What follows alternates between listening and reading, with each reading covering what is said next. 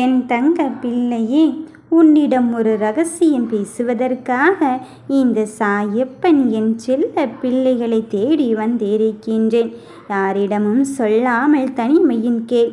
உன் வெற்றியின் போராட்டத்தை நான் அங்கு வெற்றிவசமாக்கத்தான் வந்திருக்கின்றேன். உன் வாழ்க்கையை புரட்டி போடும் அது முக்கிய நபர் உன்னை தேடி வந்து விட்டார். யாரவர் என்ற குழப்பங்கள் உன் மனதோடு நீ வைத்து கொண்டிருக்கின்றாய். உன் குழப்பத்தையும் உன் வரங்களையும் இப்பொழுது நான் தெளிவுபடுத்தப் போகிறேன். யார் யாருக்கு எது எது விதிக்குமோ அதுதான் கிடைக்கும் என்று சொன்னது உன் காதில் ஒலித்து கொண்டே இருக்கின்றது. அப்படி என்றால் எனக்கான நல்லது எப்பொழுது கிடைக்கும் என்ற கேள்விக்கு பதிலை எதிர்பார்த்து கொண்டே இருக்கின்றாய். நீயோ நினைக்கின்றாய், ஜாதகத்தை எடுத்துக்கொண்டு வீதி வீதியாக தெரு தெருவாக அலைந்து கொண்டு எனக்கான செயல் எப்படி இருக்கின்றது, நான் தொழில் தொடங்கலாமா, வேலை செய்யலாமா, திருமணம் நடக்குமா, குழந்தை பேறு கிடைக்குமா, தொழிலில் லாபம் கிடைக்குமா, சொந்தமான தொழில் கிடைக்குமா, தேர்வில் வெற்றி பெறுவேனா என்றெல்லாம் நீ பல்வேறு கேள்விகளை அங்கு அழைத்து கொண்டே இருக்கின்றாய். ஆனால் உன் அத்தனை கேள்விகளுக்கும் இங்கு எங்குமே பதில் கிடைக்கவில்லை. நீ எதிர்பார்த்தபடி எங்கே போனாலும் எந்த கட்டத்தை பார்த்து கொண்டும் அது சரியில்லை, இது சரியில்லை, அந்த பரிகாரம் செய்ய வேண்டும், இந்த பரிகாரம் செய்ய வேண்டும், நீ கோயில் குளத்தில் குளிக்க வேண்டும், அந்த கோவிலுக்கு போக வேண்டும் என்று ஆளுக்கொரு திசையில் உன்னை திசை மாற்றிக்கொண்டே இருக்கிறார்கள். ஆனால் இந்த சாய்தேவன் உன் மனதிற்குள் இருப்பதை மட்டும் நீ மறந்து விட்டாயே. மூச்சுக்கு முன்னொரு முறை சாயி சாயி என்று அழைத்து கொண்டு இருக்கும் என் பிள்ளையே, இந்த அப்பன் உன் ஜாதகத்தை வரையறுத்து விட்டதே மறந்து விட்டாயா? நான் தானே உன் விதியை தீர்மானித்திருக்கின்றேன். விதி வீழ்த்துகின்ற அளவிற்கு இருக்கிறதோ என்று எண்ணாதே. அந்த விதியையும் மதியால் வெல்லக்கூடிய ஆயுதத்தை தான் நான் உனக்கு தரப்போகிறேன். அதன் பிறகும் நீ எதற்காக தங்கமே யோசிக்கிறாய்? வெற்றி வாக்கோடு என் பிள்ளையை சந்திக்க வந்திருக்கும் பொழுது உன் மனதில் நீ எது நினைத்தும் வருந்த வேண்டாம். நடப்பதும் நடக்கப் போவதும் இந்த சாயினால் தீர்மானிக்கப்பட்டதாக இருக்கும் பொழுது உன் விதி வலியதோ என்று சிந்திக்காதே. இந்த விதியை விட இந்த சாயின் எழுத்துதான் உனக்கு அச்சாரமாக விளங்கி கொண்டிருக்கின்றது. அப்படி இருக்கும்போது என் பிள்ளையை நான் ஒரு பொழுது உன்னை கைவிடும் எண்ணம் எனக்கு கிடையவே கிடையாது.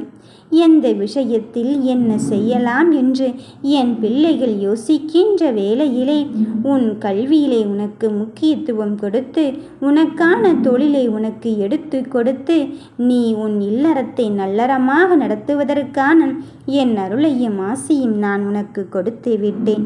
இனியும் ஏன் மனம் கலங்குகிறாய்? நடக்கப் போகும் எல்லா வெற்றியையும் நானே முன்னின்று வழிநடத்தி என் ஆசையோடு உனக்கு நல்வாழ்க்கையை தருவதற்காக வந்திருக்கும் பொழுது நீ மனம் தளராதே. என் தங்க பிள்ளையே, உனக்கான பாதையை நான் வகுத்ததுதான். நான் வகுத்த பாதையில்தான் நீ பயணிக்கிறாய். உன்னால் முடியாது என்று இங்கு யார் சொல்லிவிட்டார்கள்? அவர்கள் சொல்வதை மட்டும் நீ நம்பிக்கொள்கிறாயே. எப்பொழுதுமே என் பிள்ளைகள் மீது அதீத பாசத்தையும் உண்மையான அன்பையும் வைத்திருக்கும் இந்த சாய்தேவன் சொல்வதை மட்டும் ஏன் நீ கேட்டும் கேட்காமலும் சென்று கொண்டிருக்கின்றாய்? உன் நம்பிக்கை இங்கு வீணடிக்கப்படுகிறது. அதுதான் உண்மை. ஏனென்றால் உன்னை சுற்றி இருப்பவர்கள் போலியானவர்கள் என்று தெரிந்த பின்பும் அவர்களின் பேச்சை மட்டுமே கேட்டுக்கொண்டிருக்கின்றாயே. இந்த தகப்பன் எப்பொழுதும் உண்மையைத்தான் நமக்கு செய்வான், நல்லதை மட்டும்தான் நடத்தி தருவான் என்ற நம்பிக்கை உனக்குள் இருக்கும் பொழுது ஏன் என் மீது இருக்கின்ற நம்பிக்கையே சில சமயம் இழந்து கொண்டு இருக்கின்றாய்? உன்னை சொல்லியும் குற்றமில்லை என் தங்கமே. ஏனென்றால் நீ அந்த அளவுக்கு சோதனையின் உச்சத்தில் சென்று கொண்டிருக்கின்றாய். அதனால் தாங்க முடியாத பாரத்தோடு இருந்து கொண்டிருக்கும் உன் மன வலிமையை அங்கு சோதித்து பார்க்க நான் இருக்கும் பொழுது அதை எப்படியாவது உன் துரோகிகளும் உன்னை அவமானப்படுத்தியவர்களும் அவர்கள் வசம் படுத்தலாம் என்று நினைத்து கொண்டு இருக்கிறார்கள். ஆனால் அதற்கு ஒரு பொழுதேனும் இந்த சாய்தேவன் சம்மதிக்கப் போவதே கிடையாது. நடப்பதும் நடக்கப் போவதும் என் அச்சாணி கொண்டு நான் எழுதியிருக்கும் பொழுது உன் பாரத்தை சுமக்க நான் தயாராக இருக்க மாட்டேனா? என்மேல் பாரத்தை போட்டு உன் முடிவை நான் தான் எடுக்கின்றேன் என்ற நம்பிக்கையில் நீ உன் தைரியமான முடிவை எடுத்துக்கொள். ஒரு நிமிட முடிவுதானே, இது என் வாழ்க்கையை மாற்றுமா என்று எண்ணாதே. இந்த நிமிட முடிவுதான் உன் வாழ்க்கையை மாற்றப்போகும் அதீத சக்தியாக இருந்து கொண்டிருக்கின்றது. நீ எவ்வளவு பெரிய விஷயத்தை எளிதாக செய்ய முடிக்கப் போகிறாய் என்று பொறுத்திருந்து பார்க்கத்தானே போகிறாய். என் தங்க பிள்ளையே, உன் மனதோடு இருக்கின்ற வலியையும் ரணத்தையும் அறிந்துவிட்ட பிறகுதான் இனியும் நான் உன்னை சும்மா விடப்போகக்கூடாது என்பதை அறிந்து உனக்கான ஒன்றை பெறப்போகும் நல்ல நேரத்தை குறித்துவிட்டு வந்திருக்கின்றேன். இனியும் அங்கு விடியும் இடையிலை நோக்கி காத்திருக்காமல் இப்பொழுதே இதை கேட்கும் நிமிடமே உனக்கான வெற்றியை பெறுவதற்கான நல்ல நேரத்தை நீ நெருங்கிவிட்டாய். நம்பிக்கை என்பது உனக்குள் இருக்கும் வரையில் என் மீது அசைக்க முடியாத நம்பிக்கையை வைத்திருக்கும் பொழுதிலும் உன்னை யாருமே இங்கு எதையுமே செய்ய முடியாது.